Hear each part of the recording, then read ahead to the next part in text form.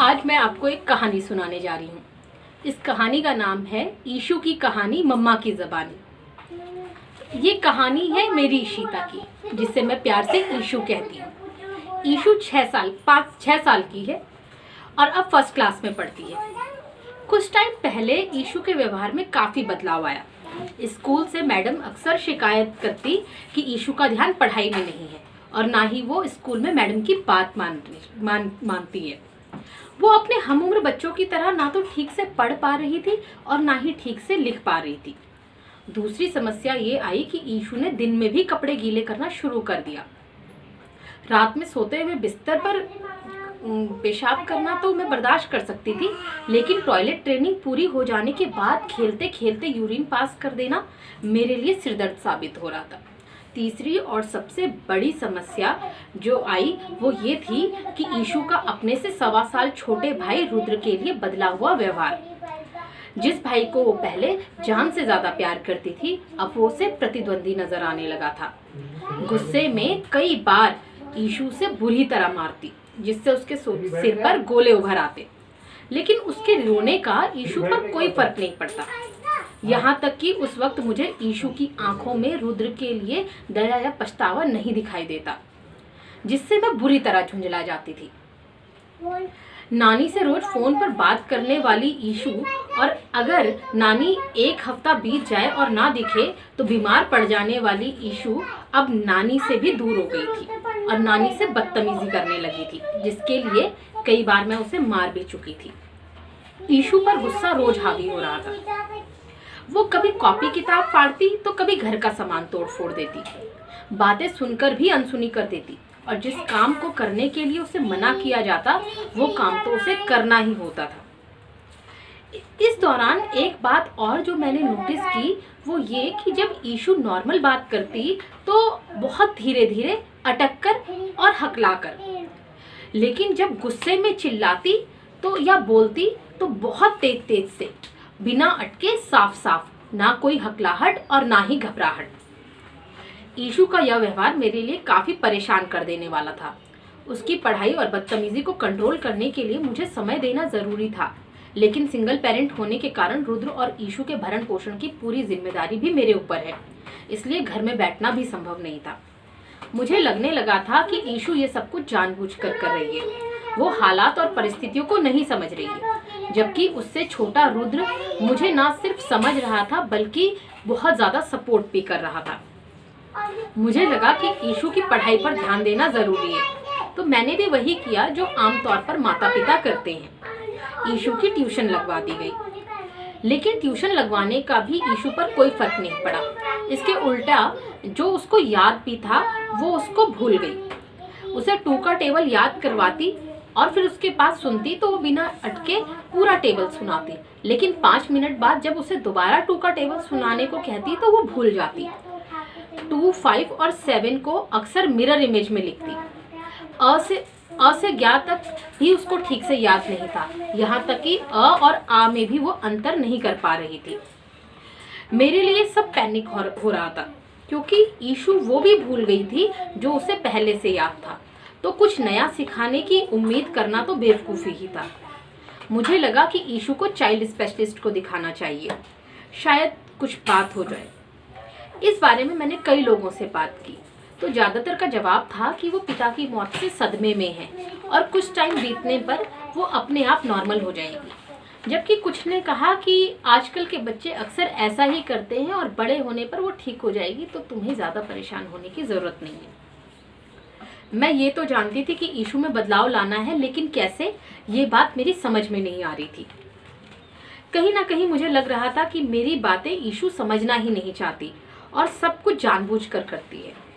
इस दौरान मैं मुख्य यात्रा नाटक की रिहर्सल कर रही थी, जिसे सुनील कैंथुला सर ने लिखा है और वो इसके डायरेक्टर भी।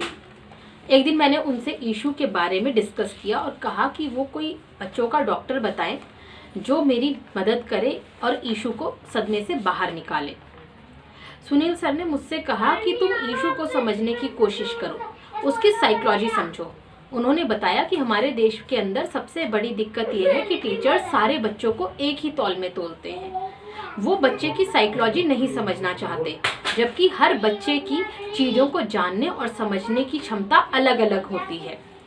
लेकिन मैं उनके जवाब से संतुष्ट नहीं थी। मुझे लगा कि वो भी मुझे समझने के बजाय उल्टा ईशू को समझाने के लिए कह रहे हैं, जबकि मुझे सब मालूम है कि परेशानी ईशू को है। कई घंटों की बातचीत, जिसमें फोन और आमने सामने बैठकर किया गया डिस्कशन शामिल था, के बाद हम इस नतीजे पर पहुंचे कि एक आखिरी मौका सुनील सर के फॉर्मूले पर चलकर देखते हैं।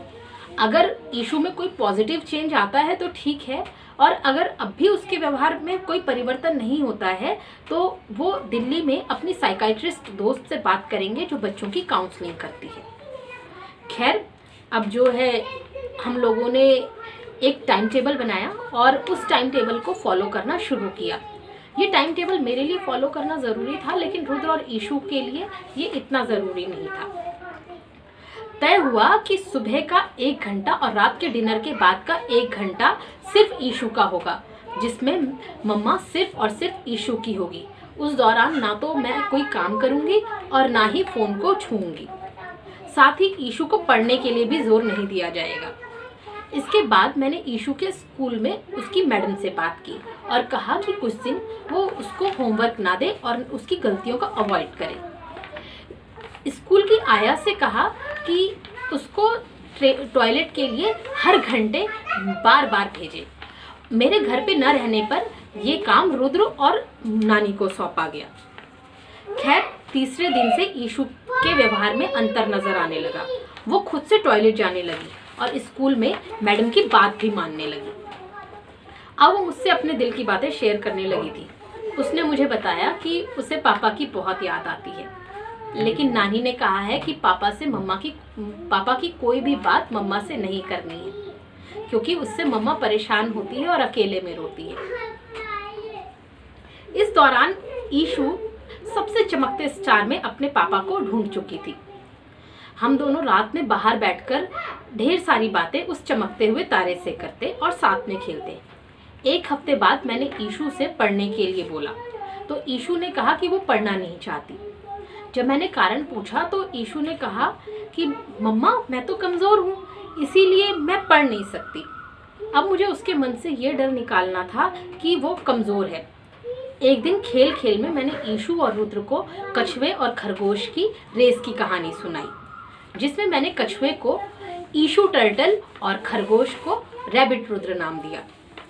खैर, कहानी का अंत काफ़ी सुकून भरा था। कहानी के अंत में ईशू की आंखों में चमक दिखाई दी और उसका खोया हुआ आत्मविश्वास वापस लौट आया। उसने मुझे हरिवंश राय बच्चन की कविता की वो लाइनें सुनाई जो उसने मुझसे 4 साल की उम्र में सुनी थी। उसने कहा कि मम्मा, अब मुझे समझ में आ गया है, अब मैं तब तक पढ़ाई करूंगी जब तक मुझे पढ़ना नहीं आता, क्योंकि मुझे पता है लहरों से डरकर नौका पार नहीं होती और कोशिश करने वालों की हार नहीं होती। खैर, वो दिन मेरे लिए कोई इनाम पाने से कम नहीं था। अब ईशू सुबह 6 बजे उठकर अपने आप पढ़ने बैठ जाती। फाइनल एग्जाम में उसका परफॉर्मेंस काफ़ी अच्छा था। वो मुझ में अच्छा दोस्त ढूंढ चुकी थी और समझ रही थी कि मम्मा को सपोर्ट करना है। इन सब के लगभग 20-22 दिन बाद लॉकडाउन हुआ। अब मेरा पूरा वक्त दोनों बच्चों का था। अब ईशू को 2 से 5 तक के टेबल याद हो गए, प्लस माइनस के सम्स करने लगी है, हिंदी में मात्राएं पहचानने लगी है और किताब के अलावा अखबार भी पढ़ने की कोशिश कर रही है। रुद्र को सुबह प्यार से उठाती है और हाँ, उसने रुद्र को 2 का टेबल भी याद करवाया। सुबह मेरे साथ काम में हाथ बटाने की कोशिश करती है। रुद्र के साथ मिलकर सोफा ठीक करती है। सिंक में पड़े छोटे छोटे बर्तन भी धो देती है कभी कभी। उसकी बातों में पापा की ढेर सारी यादें, भविष्य में डीएम बनने के सपने और मेरा ध्यान रखना शामिल होता है। खैर, इस लॉकडाउन के दौरान जहाँ काफ़ी नकारात्मक बातें भी हैं और कई नकारात्मक चीज़ें सुनने को भी मिल रही है, मेरे लिए सकारात्मक बात ये हुई कि इस दौरान ईशू और मेरे बीच की बॉन्डिंग और भी मजबूत हुई। हम दोनों पहले से अच्छे दोस्त बन गए और जो मैंने सीखा वो ये कि बच्चे वो ही सीखते हैं जो हम उन्हें सिखाना चाहते हैं, बस उनकी साइकोलॉजी समझने की देर होती है। हम अक्सर बच्चों की साइकोलॉजी समझे बिना अपने मन की बातें उन पर थोप देते हैं, जो एक तरह से बच्चों पर जो है मेंटली टॉर्चर करना ही होता है। खैर, अब मैं ये जानती हूँ कि बच्चे सब कुछ समझते हैं, लेकिन अपने तरीके से। बस उन्हें वो माहौल देना होता है जिसमें वो खुलकर जी सके। और मुझे ये सब समझाने के लिए थैंक यू सुनीता।